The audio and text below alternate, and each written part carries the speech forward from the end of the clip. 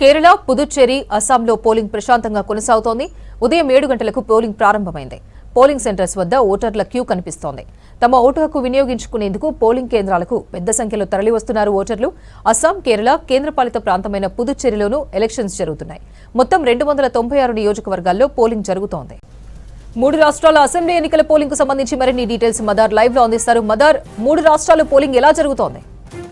3 రాష్ట్రాలకు సంబంధించిన పోలింగ్ ప్రక్రియ ప్రారంభమైంది. సాయంత్రం 6 గంటల వరకు, కొన్ని సమస్యాత్మక ప్రాంతాల్లో 5 గంటల వరకు పోలింగ్ అనేది కూడా జరుగుతుంది. దీంతో ప్రస్తుతానికైతే పోలింగ్ అన్ని 3 రాష్ట్రాల్లో కూడా ప్రశాంతంగానే కొనసాగుతోంది. ఎక్కడ కూడా ఎలాంటి అవాంఛనీయ సంఘటనలు జరగకుండా ముందస్తుగానే పోలీసింగ్ కావచ్చు, లేకపోతే పూర్తి స్థాయి భద్రతా ఏర్పాట్లను అనేది కూడా కేంద్ర ఎన్నికల సంఘం పూర్తిగా చేసింది.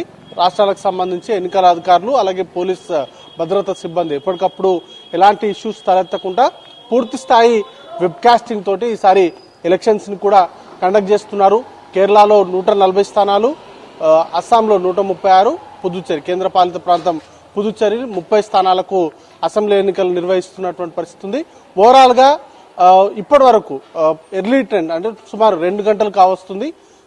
కేరళలో సుమారు 10.06% పోలింగ్ పర్సంటేజ్ అనేది కూడా నమోదైనట్టుగా తెలుస్తోంది. ఇంకా మిగతా అస్సాం, దాంతోపాటు పుదుచ్చేరికి సంబంధించి సుమారు 9 నుంచి 10% వరకు కూడా పోలింగ్ పర్సంటేజ్ నమోదయ్యేటువంటి అవకాశాలు కనబడతా ఉన్నాయి. ఇప్పటికే అన్ని పొలిటికల్ పార్టీస్ కూడా ప్రజలందరూ కూడా స్వచ్ఛందంగా తమ ఓటు హక్కును వినియోగించుకోవాలంటూ కూడా విజ్ఞప్తి చేస్తా ఉన్నారు. ఇటు ప్రధాని మోదీ, అమిత్ షా, ఇటు కాంగ్రెస్ పార్టీ నుంచి ఏఐసీసీ అధ్యక్షుడు మల్లికార్జున ఖర్గే, రాహుల్ గాంధీ, ప్రియాంక గాంధీ ఇట్లా నేతలందరూ కూడా ఓటర్లందరికీ విజ్ఞప్తులు చేస్తా ఉన్నటువంటి సిచ్యువేషన్ ఉంది.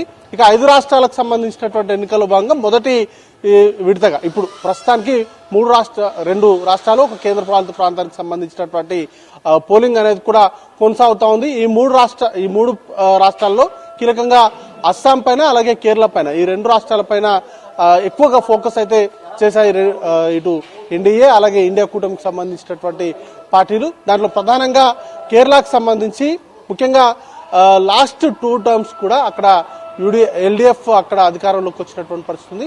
అయితే కేరళలో ప్రతి 5 సంవత్సరాలకు ఒకసారి ప్రభుత్వం మారేటువంటి సాంప్రదాయం ఉండేది. బట్ లాస్ట్ 2 టర్మ్స్ కూడా వరుసగా ఎల్డీఎఫ్ గెలిచింది. ఈసారి ఎల్డీఎఫ్ గెలుస్తుందా లేకపోతే యూడీఎఫ్ గెలుస్తుందా అనేటువంటి ఉత్కంఠ అయితే ఉంది.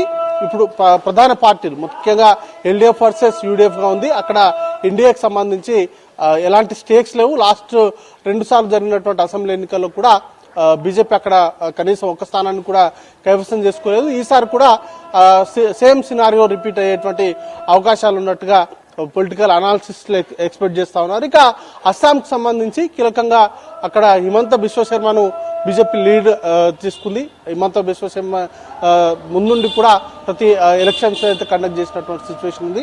అయితే ఈసారి గౌరవ్ గోయల్ నేతృత్వంలో ఇండియా కూడా ముఖ్యంగా కాంగ్రెస్ పార్టీ ఫైట్ చేస్తా ఉంది. ఈ 2 పార్టీల మధ్య ప్రస్తుతానికి అక్కడ టఫ్ ఫైట్ అనేది కూడా కొనసాగుతున్నటువంటి సిచ్యువేషన్ ఉంది. ఇక పుదుచ్చేరిలో ప్రెసిడెంట్ బీజేపీ గవర్నమెంట్ ఉంది, ఎన్డీఏ గవర్నమెంట్ ఉంది.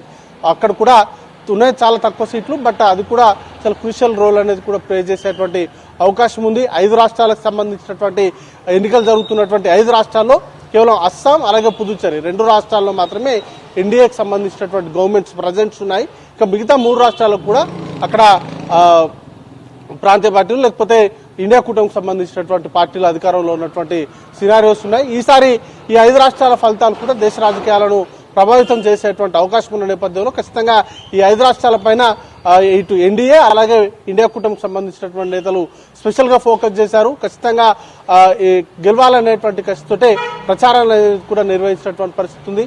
కీలకంగా ఈ 5 రాష్ట్రాలకు సంబంధించి ఎన్నికలకు సంబంధించి చాలా దేశ రాజకీయాలను ప్రభావితం చేసే స్థాయిలో ఉన్నటువంటి ఎన్నికలు కాబట్టి ఇటు దేశ ప్రజలు కూడా అంతే ఇంట్రెస్ట్ గా ఉన్నారు. ఇటు ప్రజల తీర్పు ఏ విధంగా ఉండబోతుంది అనేటువంటి ఉత్కంఠ అయితే అందరిలో ఉంది.